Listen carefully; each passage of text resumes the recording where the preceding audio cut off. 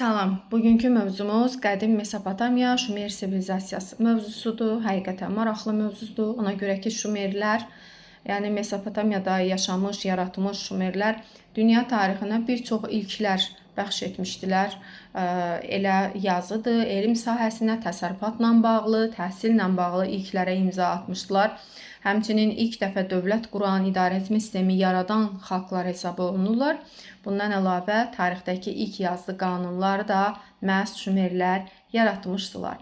Bəs bu Şumerlər harada yaşamışdılar? Mesopotamiya iki çay arası, Dəclə və Fərat çaylarının arasındakı ərazidə yaşayıb yaratmışdılar və hal-hazırda bu Dəclə Fərat çaylarının arasındakı ərazinin çox hissəsi müasir İraq Respublikasının ərazisinə düşür.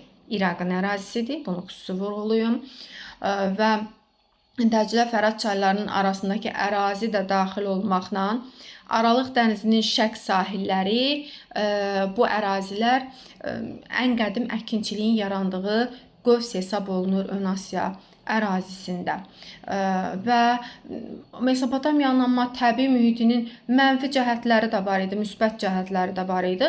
Mənfi cəhətlərə nələr daxildir? Müdafiə üçün təbii maneələrin olmaması, yəni düzən ərazidə yerləşirdi, heç bir dağ falan yox idi, ətrafındakı müdafiə olunsun. Ağac, daş və metal kimi zəruri tikinti materialları məhdud idi. Elə ona görə də Şumerlərdə daş və ağac əvəzinə daha çox gil əsas material kimi, tikinti materialı kimi istifadə olunmuşdur. Həmçinin quraqlıqdan sonra gələn dağıdıcı çay daşqınları da yenə çətinliklər törədirdi. Burada insanların məskunlaşması və fəaliyyətindən bağlı çətinliklər törədirdi. Yeri gəlmişkən bu çay daşqınlarının olmasını biz Mesopotamiya ilə Misir tarixinin və Çin tarixinin ortaq cəhəti kimi götürə bilərik. Müsbət cəhətləri nə idi bəs bu coğrafiyanın? Bol günəş istiliyi alırdı. Dəclə və Fərat çaylarının fasiləsiz suyu əkinçilik üçün, təsərrüfat üçün faydalı idi və həmçinin daşqınlardan sonra qalan zəngin və qalın gil qatı əkinçilik üçün bol məhsul əldə etmək üçün faydalı idi. Biz Misir mövzusunda keçəndə bax bu daşqınlardan sonra münbit gil qatının qalmasını orada da yenə qeyd etmişdik. Ortaq cəhət kimi götürə bilərik. Və Şumerlərin mənşəyi ilə bağlı bir çox versiyalar var. Bunlardan tarixçilərin ən çox üstündə dayandığı versiya, nəzəriyyə, belə deyək. Şumerlərin başqa ərazidən köçüb Mesopotamiyaya gəlməsindən bağlıdır və onlar ehtimala görə Neolit dövründə eradan əvvəl 7-6-cı minilliklərdə Mərkəzi Asiya və Altay dağlarının ətəklərindən gəlmişdilər və tranzit ölkə kimi Azərbaycan ərazisindən istifadə etmişdilər. Eradan əvvəl 6-cı minillikdə də Mesopotamiyanın cənubunda daimi məskunlaşmışdılar və əkinçiliklə məşğul olmağa başlamışdılar. Yəni Mesopotamiyanın yerli sakini deyillər Şumerlər. Bu sonradan gəlmişdilər və türk dilli tayfalar hesab olunurlar. Yeri gəlmişkən Şumerlərin türk dilli tayfaların əcdadı olması versiyasından yanaşı digər xalqların da dillərindən oxşarlıq təşkil edən sözlər var onların dilində. Ona görə də yəni bu da sadəcə bir tarixçilərin əksəriyyətinin ortaq fikirdə olduğu bir versiyadır ki, bunlar məhz türk dilli xalqların əcdadı olmuşdular. Hal-hazırda gördüyünüz cədvəldə də qədim Şumerlərdəki sözlərlə qədim türk sözlərinin oxşarlığı və eyniliyi öz əksini tapmışdı. Və təbiətlə mübarizə, təsərrüfatın yaranması, bununla bağlı nə deyə bilərik? Quraqlıq və dağıdıcı daşqınlar təhlükəsi var idi, təsərrüfata mane olurdu və daşqınların qarşısını almaq üçün bəndlər çəkirdilər. Bu da yenə Misir və Çin tarixindən oxşarlıq təşkil edir. Həmçinin çaylardan suvarma arxlarının qazılmasını da görürük ki, əkinçilik üçün suvarma kanalları, arxlar çəkilirdi və səhralıq və susuz çöllər artıq əkinçilik üçün yararlı otlaq sahələrinə, əkinçilik üçün yararlı yerlərə və otlaq sahələrinə çevrilirdi Şumerlərin təsərrüfat fəaliyyəti nəticəsində. Və Şumerlərin inkişaf etdiyi, belə deyək də, ərsəyə gətirdiyi bu yenilikləri digər xalqlar da mənimsədilər. Məsələn, Aşşurlardır, Finikiyalılardır, Yəhudilərdir. Bəs onlar necə mənimsədilər bunları? Əkinçilik inkişaf edirdi və bu da ticarət isə digər xalqlarla mədəni əlaqələrə şərait yaradırdı. Nəticədə də Şumerlərin yenilikləri həmin o mədəni əlaqələr nəticəsində digər xalqlara da keçmişdi və onlar da bundan istifadə etmişdilər. Şumerlərdə məhsuldarlığın artmağının səbəbləri birgə və şüurlu fəaliyyət, əmək alətlərinin təkmilləşdirilməsi və işin düzgün təşkili qaydası idi ki, məhsuldarlığın artmasına səbəb olurdu. Bəs ixtiralar və texnoloji kəşflərlə bağlı nə deyə bilərik? Eradan əvvəl 4-cü minillikdə ilk dəfə duluz çarxını ixtira edirlər və duluz çarxı əsasında da təkər düzəldilir. İlk nəqliyyat vasitəsi olan arabalar da bunun nəticəsində ərsəyə gəlir və arabaların hazırlanması da yük daşınmalarını asanlaşdırırdı və işlərini asanlaşdırırdı qədim Şumerlərin. Və eradan əvvəl 4-cü minilliyin əvvəlində təmiz mis əldə etməyi öyrəndilər. Həmçinin 4-cü minilliyin ortalarında da tunc əldə etməyi öyrənmişdilər. Üzr istəyirəm. Və sənətkarlar mis, qızıl və gümüş əridib qəliblərə tökürdülər. Silahlar, bəzi əşyalar falan hazırlayırdılar bundan. Həmçinin evlərini də çiy kərpic və möhrədən inşa edirdilər. Çay kənarında inşa edirdilər evləri suya yaxın yerlərdə. Və tarixdə ilk yazı, elm, təhsil, dövlət və yazılı qanunlar da Şumerlərin yeniliklərinə daxildir. Və gündəlik həyat tərzləri necə idi? Belə ki, memarlıqda dedik, evlərini çay kənarında çiy kərpicdən inşa edirdilər. Daş və ağac olmadığı üçün, məhdud olduğu üçün bayaq da bunu qeyd etdik. Və təsərrüfatla bağlı geniş sahələri şumluyurdular. Xışla və xurma bitkisindən çox istifadə olunub. Həm qida kimi istifadə edirdilər, həm başlarına bir belə deyək, geyim hazırlayırdılar kölgələnmək üçün. Bundan əlavə köz kimi çərdəyindən də istifadə olunurdu xurma bitkisinin. Və ticarət də inkişaf edirdi. Artıq burada qida məhsulları, toxum, parça və daha doğrusu toxuma parçalar ağac, daş və metala dəyişirdilər. Yəni mübadilə edirdilər. Burada artıq puldan söhbət gedə bilməz. Yəni mübadilə edirdilər, barter edirdilər bu məhsulları. Erkən cəmiyyət və tarixin ilk şəhərləri haqqında nə deyə bilərik? Belə ki, erkən Şumer cəmiyyətində yüksək şüur, əməksevərlik, təşkilatçılıq qabiliyyəti yüksək olmuşdu və bunlar xalq toplantılarında müxtəlif işlərə rəhbərlik etmək üçün özlərini başçı seçirdilər. Və bu başçılardan əlavə də qəbilə və tayfaların daxilində sənətkarlardır, tacirlərdir, kahinlərdir, meydana gəlirdi. Bax, bu təbəqələr meydana gəlirdi və tarixin ilk şəhəri də həm tarixçilər bunu belə adlandırır, həm də Şumerlər özlərinin ilk şəhəri kimi Eredu şəhərini adlandırırlar. Eradan əvvəl 4-cü minillikdə yaranmışdı Eredu şəhəri. Tarixdə ilk əsr şəhər hesab olunur. Və Şumer şəhərlərinin xüsusiyyətlərinə nələr daxildir? Şumer şəhərlərinin xüsusiyyətlərinə qala divarları və müdafiə qüllələrindən əhatə olunması daxildir.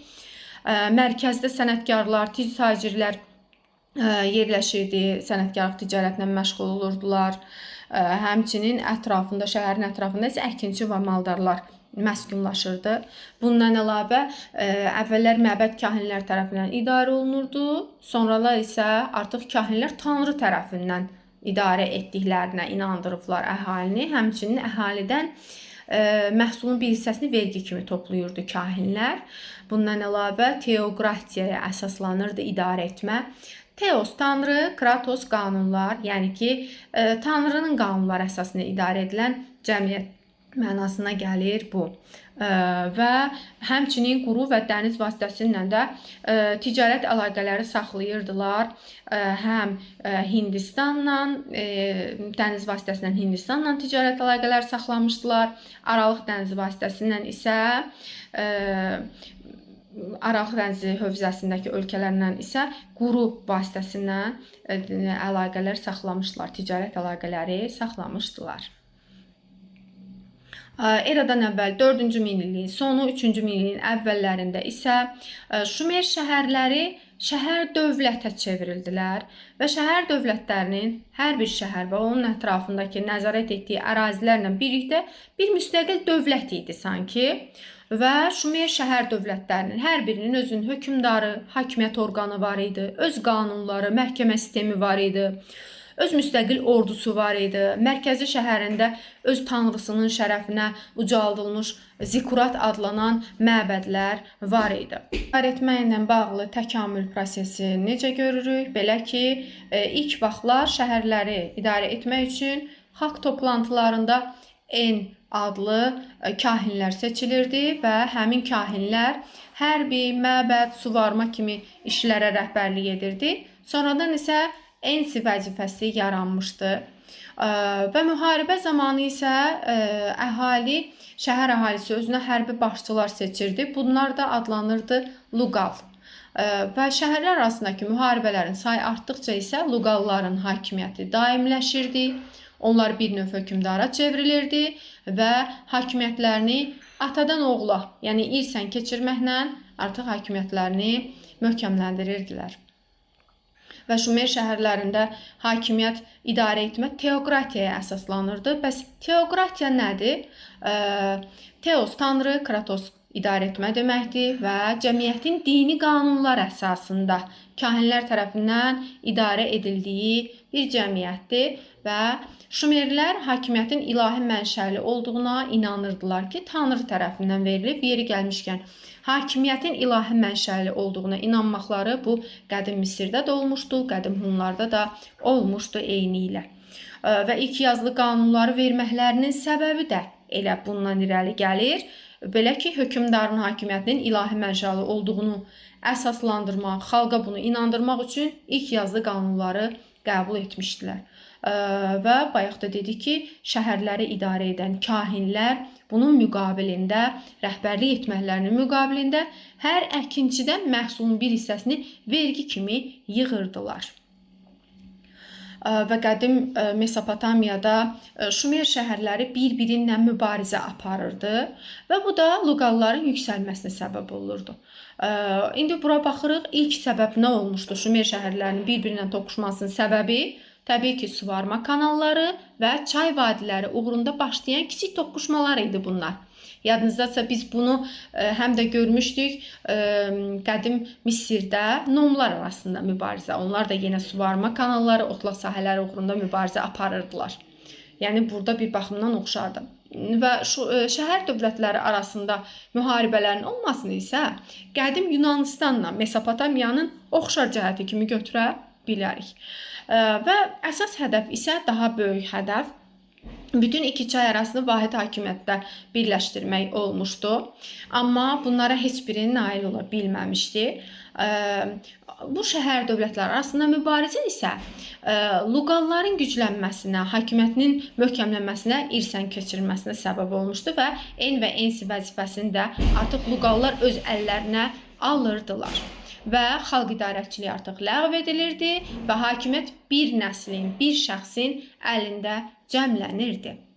Və Şumer şəhər dövlətləri bir-birlərindən toqquşmaqla, müharibələr aparmaqla nəyə nail oldular, sonda nə əldə etdilər? Belə ki, heç bir dövlət iki çay arasında bütünlüklə hakimiyyətə sahib ola bilmədi. Daxili müdafiələri zəifləyir, şəhərlər, geniş təsərrüfat sistemləri tamamilə dağılır, Şumerlərin sayı bir xalq kimi kəskin şəkildə azalır. Təbii ki, bu da xarici müdaxiləyə, işğala şərait yaradırdı. Nəticədə də zəifləmiş, boşalmış ərazilər Ərəbistan yarımadasından gələn yeni köçəri tayfalar tərəfindən asanlıqla ələ keçirilir. Dünya tarixinin ilk imperiyası, Akkad imperiyası necə yarandı? Bayaq da qeyd etdik ki, Şumer şəhər dövlətləri bir-birinlə mübarizə nəticəsində bir-birini zəiflətmişdi və bu vəziyyətdən istifadə edən Akkadların başçısı Sargon isə hücum edir. Eradan əvvəl 24-cü əsrdə Şumer şəhər dövlətlərini işğal edir. Mesopotamiyanı bütünlüklə öz hakimiyyəti altında birləşdirir və dünya tarixinin ilk imperiyasını yaradır. Və Akkadlar Şumerlərin mədəniyyətini mənimsəyirlər, həmçinin bu mədəniyyəti Mesopotamiyadan kənara da yayılmasına səbəb olurlar. Yeri gəlmişkən imperiyaya çevrilməsini biz qədim Misirlə, Əhəməni ilə oxşar edə bilərik. Lakin bu tarixin ilk imperiyası Akkaddır. Çünki Akkad eradan əvvəl 3-cü minilliyin ikinci yarısında yaranıb. Misir isə eradan əvvəl 2-ci minillikdə imperiyaya çevrilmişdi. Və Akkadların Şumer mədəniyyətini Mesopotamiyadan kənara yaymasını biz Makedoniyalı İskəndərin işğallarından oxşar edə bilərik ki, Makedoniyalı İskəndərin işğalı da elm mədəniyyətinin şərqə yayılmasına, daha geniş ərazilərə yayılmasına şərait yaratmışdı. Testdə oxşar cəhət kimi götürülür bu.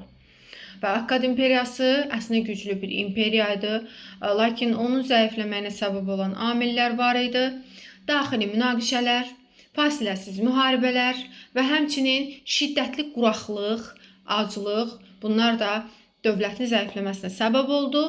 Nəticədə də Azərbaycanın cənubunda mövcud olan erkən dövlət qurumlarımızdan biri olan Kuti dövlət qurumu hücum edir və eradan əvvəl 22-ci əsrin əvvəlində Kutilər Akkadı süquta uğradır, Mesopotamiyanı işğal edirlər və bir əsrə yaxın Kutilər burada ağalıq elədi Mesopotamiyada və Kutilərin ağalığı dövründə Mesopotamiyada dağıdıcı müharibələrə son qoyulur, nisbi sabitlik yaranır, ticarət yollarında əmin-amanlıq yaranır, ənənəvi məbəd tikintisi davam etdirilir və bu da inkişafa səbəb oldu.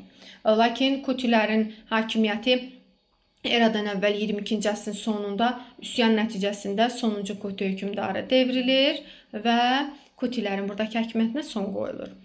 Kutilərin hakimiyyəti dövründən Akkadların hakimiyyəti dövrü Mesopotamiyada El-Erven diaqramında müzakirə edilib və hər ikisinin ortaq cəhəti kimi biz Mesopotamiyaya xaricdən hücum etməklərini və buranı ələ keçirməklərini götürə bilərik. Şumerlərdə cəmiyyətin bir neçə təbəqəyə bölündüyünün şahidi oluruq. Şumerlərdə əhalinin təbəqələrə bölünməsini biz Mannada, Midiyada, Misirdə, Hindistanda, Çində də, Yunanistan, Romada da görürük. Yenə oxşar cəhət kimi düşə bilər. Və birinci təbəqəyə hökmdar, torpaq sahibləri, kahinlər daxil idi. İkinci təbəqə tacirlər, üçüncü təbəqə əkinçilər, sənətkarlar və dördüncü təbəqə isə qullardan ibarət idi. Şumerlərdə qadınların bəs mövqeyi necə idi cəmiyyətdə? Belə ki, qonşu xalqlardan fərqli olaraq Şumerlərdə qadınlar kişilərlə bərabər hüquqlar verilirdi və hətta bəzi hallarda daha çox hüquqlara malik olurdular. Belə ki, əmlaka sahib ola bilərdilər, müstəqil mülk idarə edə bilərdilər, ticarətlə, əkinçiliklə, sənətkarlıqla məşğul olmaq imkanları var idi. Həmçinin yuxarı təbəqədən olan qadınlar oxuyub yazmağı öyrənirdisə, məbəd kahini də ola bilərdi. Dövlət işlərində, məmur vəzifəsində də çalışa bilərdi. Yeri gəlmişkən qadınların cəmiyyətdə mövqeyinin yüksək olması, mövqeyinin belə deyək də fərqli olması, digər xalqlardan fərqli olması, biz bunu Hunlarda da görürük. Qədim türklərdə də qadının mövqeyi qonşu xalqlara nisbətdə daha yüksək olmuşdu. Və Babil dövlətinin yaranmasından bağlı nəyə deyə bilərik? Eramızdan əvvəl 2-ci minilliyin əvvəllərində Mesopotamiyaya Amorey tayfaları hücum eləyirlər və Şumerləri tamamilə məğlub edirlər. Və burada Fərat çayı üzərində Babil şəhərini salırlar. Yeri gəlmişkən Babil şəhəri əslində Şumerlərin köhnə bir şəhərinin yerində salınmış şəhərdir. Və eradan əvvəl 2-ci minillikdə köçəri tayfaların əraziyə köçməsi və məskunlaşmasını biz Mesopotamiya, Yunanistan və Hindistanın oxşar cəhəti kimi götürə bilərik. Yunanistana Dorilər, Hindistana Arilər, Mesopotamiyaya isə Amorey tayfaları köçmüşdü, gəlmişdi, məskunlaşmışdı. Bax, bunu oxşar cəhət kimi götürürük, unutmayaq. Yunanistan, Mesopotamiya və Hindistanın oxşar cəhəti köçəri tayfaların köçüb gəlib burada məskunlaşması, müxtəlif kənardan gələn xalqların hücumuna məruz qalmasını götürə bilirik. Və Babil şəhərinin əslində əsasını qoymuşdu Sumuabun, amma ən qüdrətli hökmdar olmuşdu Hammurapi. Hammurapinin hakimiyyət illəri eradan əvvəl 1792-1750-ci illərə əhatə eləyir və onun dövründə Babil ən böyük şəhərlərdən biri idi. 1 milyona yaxın insan yaşayırdı və Mesopotamiyanın böyük hissəsini ələ keçirdiklərinə görə Babil hökmdarları, ona görə bütün iki çay arası ərazisi artıq Babilistan adlanırdı. Həmçinin Hammurapi qüdrətli bir hökmdar idi və o özü deyir, şəxsən nəzarət eləyirdi, deyir, təsərrüfata, kanalların, yolların çəkilməsinə, ticarət və sənətkarlığa özü şəxsən rəhbərlik edirdi. Və bu da nəticədə geniş abadlıq işləri aparılmışdı. Babilistan ərazisi deyək də, Mesopotamiya ərazisində.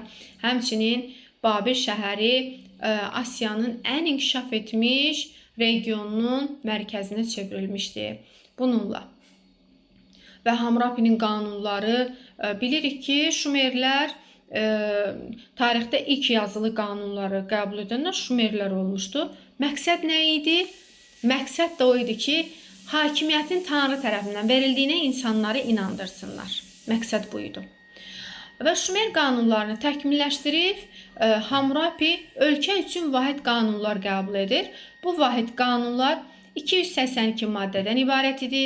Mixi xətlə yazılmışdı, qara bazalt daşı üzərində həkk olunmuşdu və Ur şəhərinin xarabalıqlarında tapılmışdı.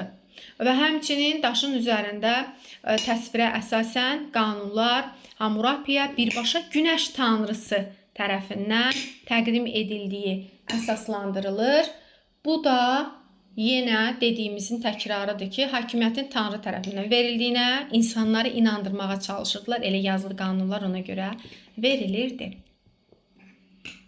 Və qanunların mahiyyətinə baxanda görürük ki, əslində bərabərsizliyi qanuniləşdirirdi bu qanunlar.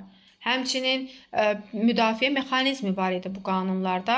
Bəs bərabərsizliyin qanunlaşdırılması deyəndə nə nəzərdə tutulur? Belə ki, cəmiyyətdə insanlar arasında fərq qoyurdu, quldarlıq münasibətlərini qoruyurdu, quldarların mövqeyini müdafiə eləyirdi, varlı yuxarı təbəqənin mövqeyini müdafiə eləyirdi. Həmçinin burada torpağa sahiblik, ticarət qaydaları, borc faiz məsələləri sərt qaydalar şəklində tənzimlənirdi. Müdafiə mexanizmi deyəndə isə biz hər kəs üçün fərqli cəza tədbirlərinin təyin edildiyini görürük və həmçinin qadınları və uşaqları ədalətsiz rəftardan qoruyan maddələri də olmuşdu bu qanunların və hətta deyir, həkimlərin peşə fəaliyyətinə dövlət nəzarəti də mövcud idi bu qanunlara görə.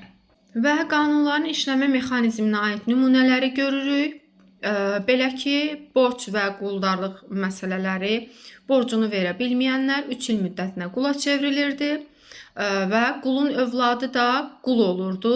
Amma əgər valideynlərindən biri azad insan idisə, həmin uşaq artıq azad insan kimi doğulurdu. Və qədim Misirdə biz azad insanların qula çevrildiyini görməmişik. Orada qeyd elədik ki, qədim Misirdə hərbi əsirlər qula çevrilirdi. Amma azad insanların qula çevrilməsini biz qədim Roma, qədim Yunanistan, Mesopotamiya, qədim Çin və bir də Abbasilərin dövründə ərəblərdə də azad insanların qula çevrildiyinin şahidi oluruq. Sosial fərqlərə baxırıq. Eyni hərəkətə görə fərqli cəza verilirdi. Belə ki, özünə bərabər adamı vuran adam cərimə ödəyirdi, amma özündən artıq adamı əgər vururdusa, təhqir eləyirdisə, onda 60 dəfə qamçılanırdı cəzalandırılan adam. mülkiyyət və oğurluqla bağlı isə məbəd və hökmdar əmlakını oğurlayan və yaxud da qaçmış qulu gizlənən adam öldürülməli idi və başqasının öküzünü öldürən isə əvəzində öküzünü verməli idi.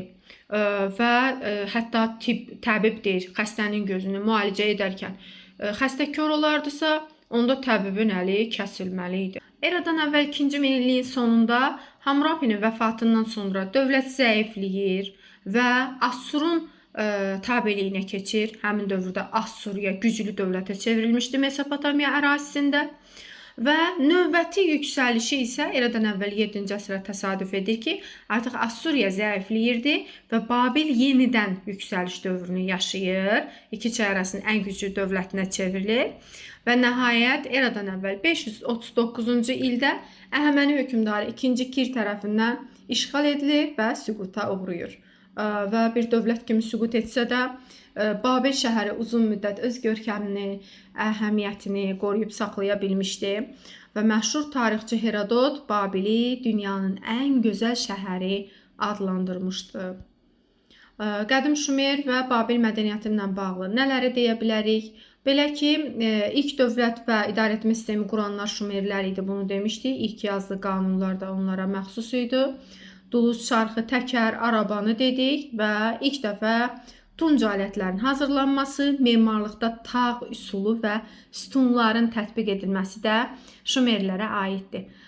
Yeri gəlmişkən tağ üsulundan istifadə etmək, bunu qeyd eləyin kitablarınızda, qədim Romada da olmuşdu. Qədim Roma və qədim Mesopotamiyanın memarlığının ortaq cəhəti tağ üsulundan istifadə edilməsidir.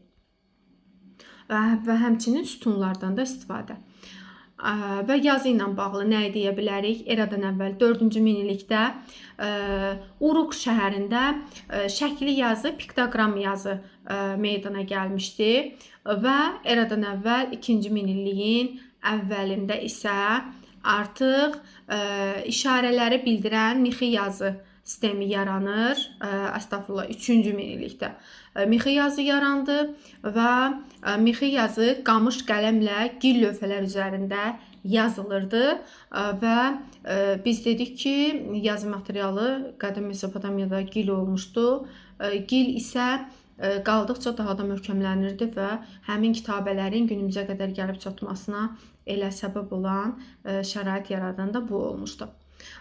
Və yazıları qeyd etməkdə səbəb nə idi? Məqsəd vergiləri və dövlət qeydiyyatını aparmaq zərurətindən yaranmışdı. Bax, bu mixi yazı. Qədim Misirdə hieroqliflər və qədim Şumerdə də mixi yazının ortaq cəhəti hər ikisi hər bir hərf, yəni işarə bütöv bir mənanı bildirirdi. Riyaziyyatla bağlı biz dedik ki, həndəsə ilə bağlı bilikləri qədim Misirlilərdə daha çox inkişaf etmişdi. Riyaziyyatla bağlı biliklər isə Şumerlərdə daha çox inkişaf etmişdi. Bundan əlavə Şumerlər ilk dəfə vaxt hesablamışdılar. 1 saatı 60 dəqiqəyə bölmüşdülər və 60-lıq say sistemi yaratmışdılar. Həmçinin həndəsi hesablamalar aparmaqla bilirdilər ki, dairə, yəni çevrə 360 dərəcəyə bərabər idi və riyaziyyatla bağlı bilikləri çox inkişaf etmişdi. Astronomiya ilə bağlı bilikləri bundan ibarət idi ki, onlar səma cisimlərini öyrənirdilər, günəşin, ayın tutulmasının vaxtını əvvəlcədən bilirdilər. Ulduzların müxtəlif bürçlərə ayırırdılar və bürçlərin qrafikini tərtib etmişdilər. Amma yadımıza salaq, ulduzlu göyün xəritəsini çəkənlər kimlər idi? O Misirlilər idi. Amma ulduzları müxtəlif bürçlərə ayıranlar kimlərdir? Bunlar da Şumerlərdir.